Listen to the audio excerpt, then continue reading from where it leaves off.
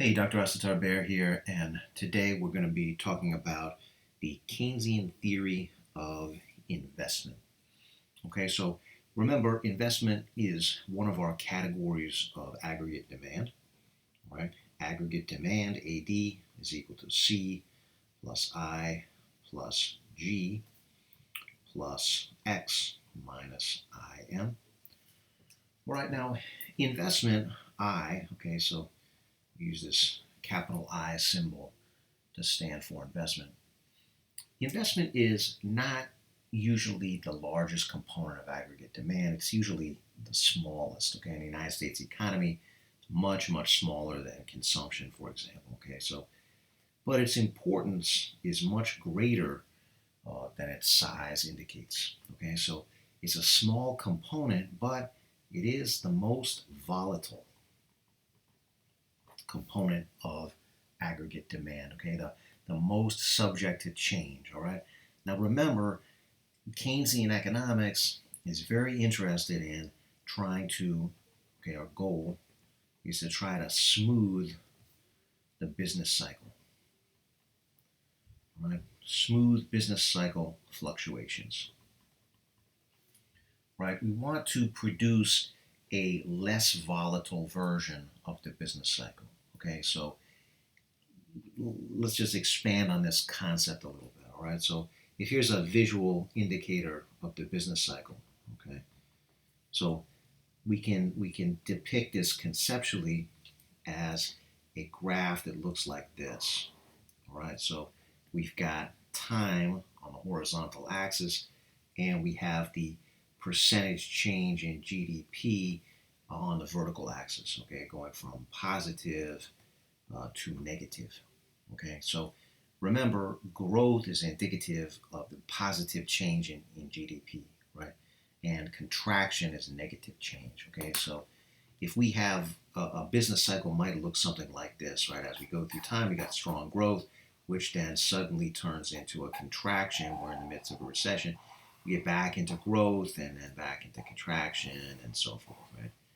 So, and these peaks would be periods of expansion, right? So three peaks, and then these would be contractions. Okay, all right. So anytime when the amount of economic activity shrinks, we have the economy is moving into a contraction. All right. So the goal of if this is the business cycle, goal of Keynesian economics is to produce a less volatile version of this. Perhaps there's always going to be some volatility, right? But imagine if the business cycle moved from growth to contraction with a much smaller band of variation, right? This would be a less volatile economy. Okay. Notice it still has periods of growth and then periods where that growth slows down, but ideally we have never actually entered into a contraction, or we've only kind of gotten to like close to zero or zero, right? So this would be like ideal management of the economy from a Keynesian perspective. Okay, we want to move away from this more volatile business cycle and toward the less volatile one, right? Now, if we're going to do that, we need to smooth out all of the different things that make the business cycle volatile, okay? And it turns out that the thing that really mostly does this is investment, all right? So even though it's small, investment is very, very important, right? Not only because of its volatility, but investment is also connected to job growth, right? Job growth, and then overall future economic growth is also very closely tied to investment, all right? So a small but vital component of the economy. All right, so we want to have our Keynesian theory of investment is to try to explain like what makes investment rise and what makes it fall. Right? Here's Keynes's argument. Okay, so this is again Keynesian theory argument that Keynes makes in the General Theory, his great work. So Keynes says that investment is driven by two basic factors. Okay, so investment caused by, all right, one thing here is the rate of interest. Okay, the rate of interest, and we're going to call that the interest rate. In other words, we're going to call that a little I. All right. And the second thing that drives investment is the mood of investors. Okay, so Keynes calls this expectations, and you might recall from our coverage of theory of consumption, the same idea here, right? Keynes is focusing here very much on the mass psychology of investors. Okay, the investment decision is driven by their kind of overall mood, right? That their mass kind of psychological or emotional space. Okay, are there expectations, broadly speaking, positive or neutral or negative? Then this can change very quickly.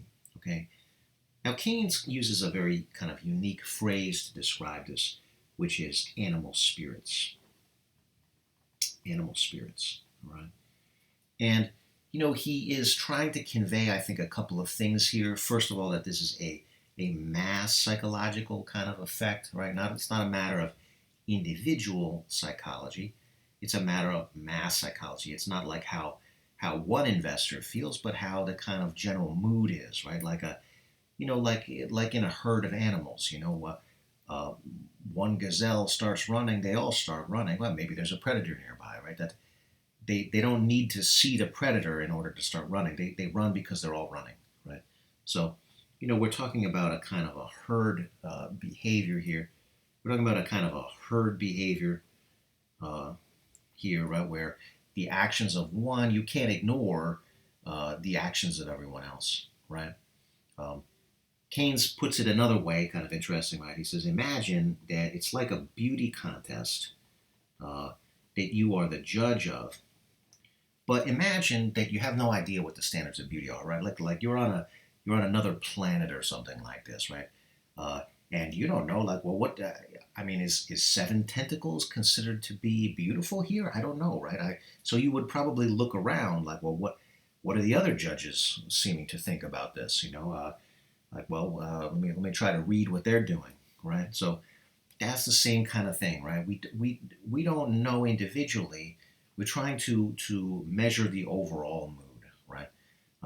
That's animal spirits, okay? That's the mass psychology. And Keynes has made a very interesting point here. He said this is not really rational in the strict meaning of the term, right? It's non-rational in the sense that an individual is not able to calculate the costs and the benefits, right? Like, in microeconomics, we have this notion that a rational decision is made when the marginal benefit is greater than the marginal cost. And if that's the case, then you do it, right?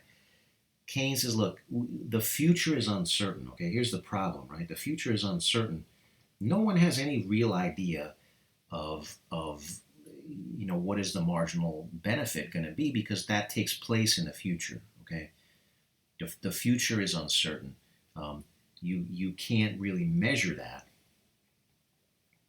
Okay, when you can't measure it, that means your opinion about it can change very quickly. Okay, and that's what Keynes meant by expectations. All right, so in making this argument, Keynes says, well, there is a rational portion of investment. Like, we'd be foolish to say that there isn't. Okay, so the interest rate is the rational part, and then this thing about expectations is the non-rational part.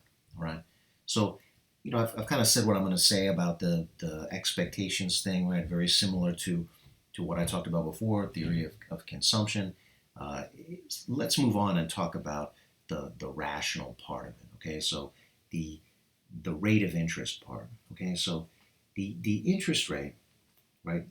So little I again, the interest rate. Keynes says, look, the interest rate should be considered to be the opportunity cost of investment. The opportunity cost of investment.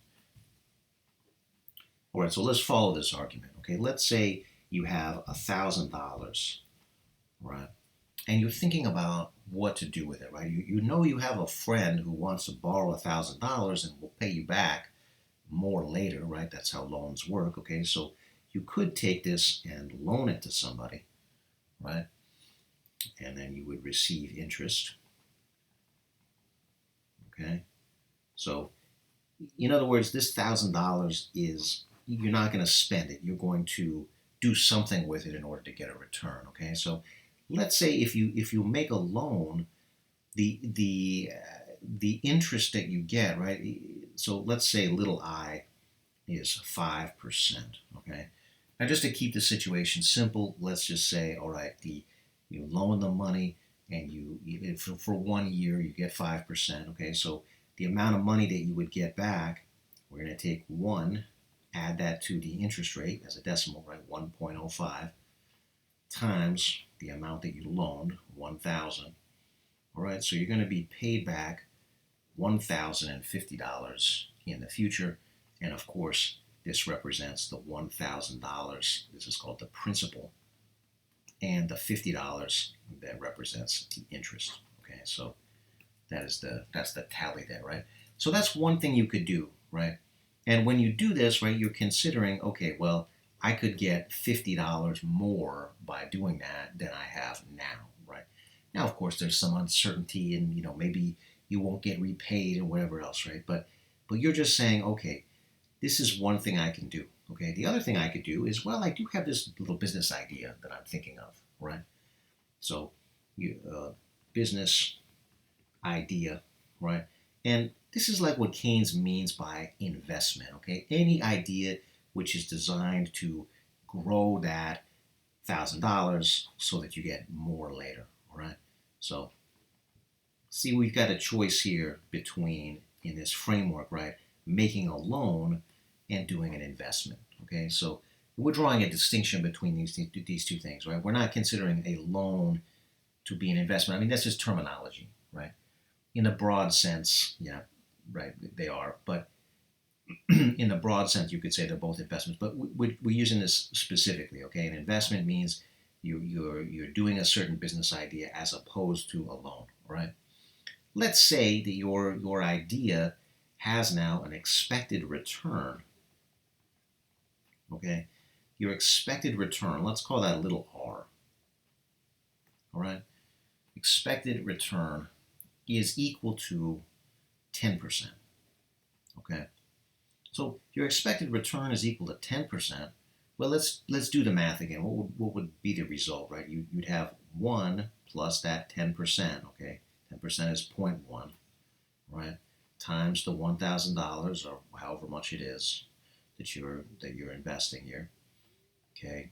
And you would be getting back in, let's say it's the 1 year as well, right? The $1,100, and again, 1,000 of that is the principal that you started with, right? That's the amount that you began with. $100, this would be your dollar amount of your return, right? Your return on investment. Okay, so the $1,100, part of it is what you started with, part of it is a return, right? So this is the meaning of opportunity cost, right? Opportunity cost means your next best alternative, okay? So if you could do this business idea, Keynes is arguing, look, you always have to have in the back of your mind that you could be doing something else with that money, right? Of course, you could spend it, but that doesn't give you any return, right? We're talking about of the things which will give you more later, right? That's what we're interested in. And Keynes says, look, again, we're talking about the rational part of the investment decision, okay? So Keynes says, you're only going to invest if, and only if, the rate of return on investment, okay, that is little r, is at least equal to the interest rate, right? So let's just write this out again, okay? So expected return, right, as a percentage is greater than or equal to the interest rate as a percentage, all right? So in our example, this condition is met, right? The 10% that was your investment thing is greater than or equal to 5%. Okay, so this idea is a go. Yes, let's do it, right? It gets a check, right? Now, if it wasn't that high, like if the expected return, let's say, was lower, let's say it was 4%. Is 4% good? Well, it's like good relative to what, right? Well, you could get more by lending it, right? So you're not going to invest in this situation, right? At four, if the rate of return is 4%, that's going to be a no, all right? So this is Keynes's position on investment. You're only going to invest if the rate of return on investment is greater than or equal to the interest rate. Okay. Now this still leaves room for expectations, right? Because notice we've got this term in here, right? The expected return, right? Keynes is arguing, look, nobody knows what the future is going to bring. Nobody knows if you're going to have customers next year or in 2 years or whatever, right? The further ahead the investment is going to bear fruit, the further in the future it's going to bear fruit, the more uncertain it is. You have a less of an idea of what's happening in 5 years or 10 years. But that's a common investment framework, right? You might have to make decisions now which pay out over the course of 5 or 10 years, but you really have no idea what's happening at that point, right? So very hard to say exactly. You can say, okay, well, yeah, we're going to make a plan. Of course, we're going to have a plan, right? So that's where we get this expected return from. But that could change very quickly, right? Because you might say, well, that plan doesn't seem that realistic because look at what other people are doing, right? Look, other people aren't investing or other people are investing, right? That's the expected part, right? That's the non-rational part of this. Okay, so we want to summarize this in terms of a graph, right? So we're gonna graph what's called the investment demand curve. All right, and in doing this, we are kind of recognizing, look, we're only really looking at kind of one element of this, right, which is the interest rate. Okay, so here's what our graph looks like. All right, we've got total investment down here on the horizontal axis. Okay, so investment, we'll put that in billions of dollars.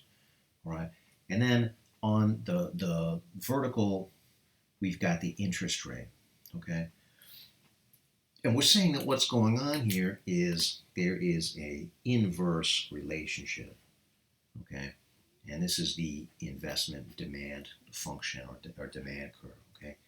An inverse relationship, as the interest rate goes up, there's less investment. Okay, so let's take a look at this. Let's say here's an interest rate of 2%, 4%, 6%, 8%, okay? So, and then here's investment, all right? So let's say that if the interest rate was 2%, then the total amount of investment, again, this is, remember, macroeconomics, so the total amount of investment is, let's say, $1,200 billion, right? That's 1.2 trillion, okay? So, all right, 2% corresponds with 1.2 trillion, $1,200 billion, right? Versus if the interest rate was 6%, the total amount of investment is, let's say, 300. Okay, so now why is this, right? Here's what we're saying, right? As little I increases, the total amount of investment, that's big I, decreases, and vice versa. Okay, as the interest rate decreases, big I increases. All right, so the reasoning behind this, again, we say, look, you're only going to invest. Remember, this is our rule, right? According to Keynes, invest if the expected rate of return, little r, is greater than or equal to the interest rate. Okay. Now we would expect, other things being equal, this is going to be the case more often at the lower interest rate. Like the lower the interest rate goes, the more that often this condition is going to be met, right? So as the interest rate falls, more investment ideas, right? More things become like they seem like a good idea, right? More investment ideas get the green light. That is, more and more things are a yes, right? Okay, we're going to do that, right? So let's say that there's a range of different things, right? Like at 6%, you need a pretty good investment idea. The higher the interest rate goes, the fewer there are of those, right? Like like really high return investments are rare. You know, it's like jumping over, a bar that's at 6 feet versus at 2 feet. And almost anybody can jump over a 2 foot high bar. A 6 foot high bar, whoa, that's a very different story, right? 6 foot, that's like you start getting that's a champion level jump there, right? So it's rare for somebody to be able to do that, right? Like same thing with high return investments. These are rare. You need a really good idea. If the interest rate is low, a mediocre idea will do, right? And there are more of those, right? So fewer investments you say yes fewer times, and you end up with less total investment, all right? So this is the rational part of uh, of the investment decision, okay? This is the rational part. Now, if we want to bring in the irrational part, the non-rational part, the emotional part, okay, this has to do with a change in expectations, right? A change in expectations, a change in the psychology of investors, all right? So a change in expectations. Let's say we go from, investors have, let's say, pretty positive expectations, and we go abruptly to negative expectations. So we have a historical example of this, which Keynes refers to in the general theory. And this is the 1929 stock market crash, right? This is such a remarkable historical event. Okay, the stock market in the United States loses 89% of its value, and it does that in a very punishing psychological fashion. That is, it goes down, the rallies, it goes down again, the rallies again. It's a roller coaster ride, but the rallies don't bring it up to its previous peak. Okay, so and once all of the dust has settled, we've gone through many different roller coasters. The market stands at a little over 1/10 where it was at its peak prior to that crash. Okay, so this turns investment expectations abruptly negative, right? Not because the stock market was giving companies the capital to invest with, not exactly, right? Most of these trades don't have really that much to do with companies, right? Most of it is secondary trading. Very little of it is capitalization of new investment. Okay, so it's not directly related. It's indirectly related, right? But Keynes notes, look, the stock market, which crashes, precedes a crash in investment as well. Okay, so investment a little bit later, right? There's a little bit of a lag here, but investment also decreases by 90% in Britain, right? So remarkable, right? Now, this is a change in expectations, okay? There were plenty of business ideas which seemed like a good idea prior to the 1929 stock market crash, but don't seem like a good idea after, right? What's changed? The only thing that's changed is the mood, right? That's why Keynes focuses so much on the psychology, okay, the mass psychology. Okay, so a change in expectations would shift this curve downwards, all right? So we could, right, a negative expectations, all right? So negative expectations shifts the curve. And of course, positive expectations would shift the curve upwards, okay? So we can go from positive to negative, or we can do another example, right? Going from negative to positive. Okay, so going from negative expectations to positive expectations. You can see this occurring in the aftermath of the Great Recession. Okay, so the Great Recession of 2008 to 2013.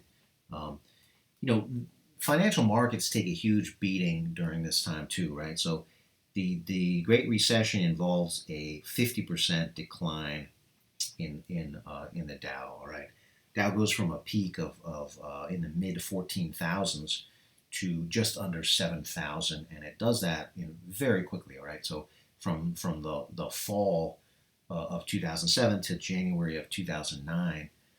2007 to end of 2008, the market kind of moved sideways, right? But then it has a huge hit in January of 2009, and it goes to just below 7,000. Okay, so the market is like it's a financial panic, the legitimate financial panic that occurs here, right? This is a very moment of severely negative expectations. Okay, not only was this huge stock decline going on, but there were various swindles that were revealed in the market. A couple of multi-billion-dollar swindles, one by one of the biggest ones of all time, Bernie Madoff, and another one by a guy named Stanford. Anyway, there's a series of these. This really shook people's confidence. Okay, so we moved from negative expectations, but by 2012, 2013, the market begins to move into recovery mode, recovers its previous losses. There's a period where it kind of moves sideways for a while, but then we start to get into a period of massively positive expectations, and the we move from a negative 50% decline to several 100% increase, right? The Dow does this, right? It goes from about 14,000 to just under 7 to just about 30,000, right? So really massive increase in the stock market here. Okay, so and this is the impact of positive expectations, right? The stock market gets bid up hugely, right? And investment increases at any level of the interest rate. Okay, so the shifts in the investment demand curve are the result of changes in the psychology. Okay, changes in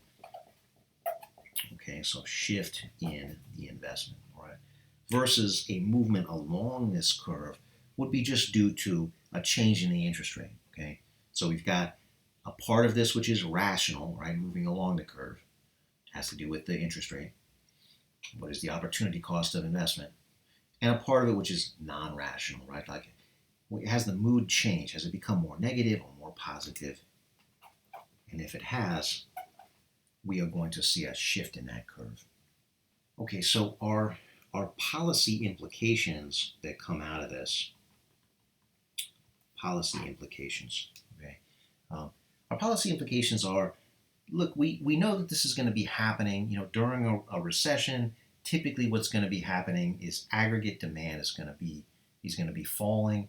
Investment is a leading indicator of that, right? Investment is probably the first thing that's going to fall. Okay, so one of our aspects of a policy implication here is like, so if investment is falling, perhaps the government can make up the difference.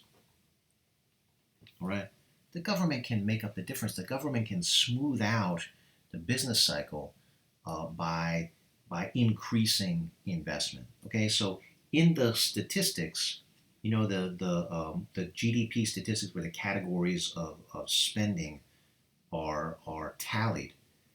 Investment, the formal name of it, includes this phrase, public investment.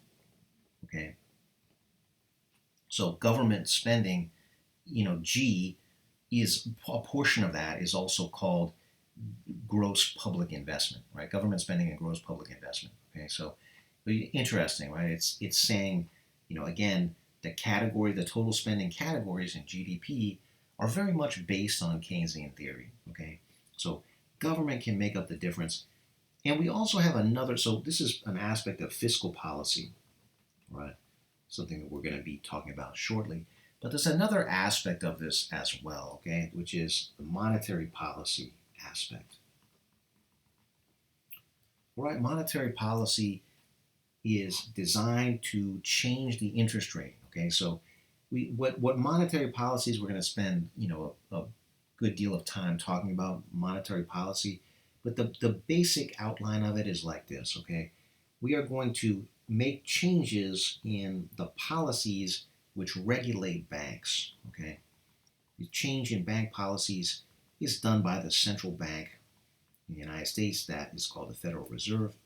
Okay, by changing bank policies, we can actually have an impact. We can change the money supply. All right, MS stands for the money supply. Changing the money supply has an impact on the interest rate. All right, changing the interest rate, as we've seen, well, that's going to move us along the investment demand curve. It's going to result in a change in investment, which is then going to change aggregate demand and change GDP. All right. So monetary policy is a lot more complicated, a transmission mechanism. Right? Look at all these steps it has in it, right? It's a lot more complicated than other stuff that we're talking about, and this is why we do it at the end of the course, okay? But just for our purposes right now, keep in mind the lever of monetary policy is supposed to be this part of it, right? The investment part, okay? And that's in recognition of the importance of investment, and it's looking at the relationship between this change in the interest rate and change in investment. All right, that's my presentation for today. Thank you very much.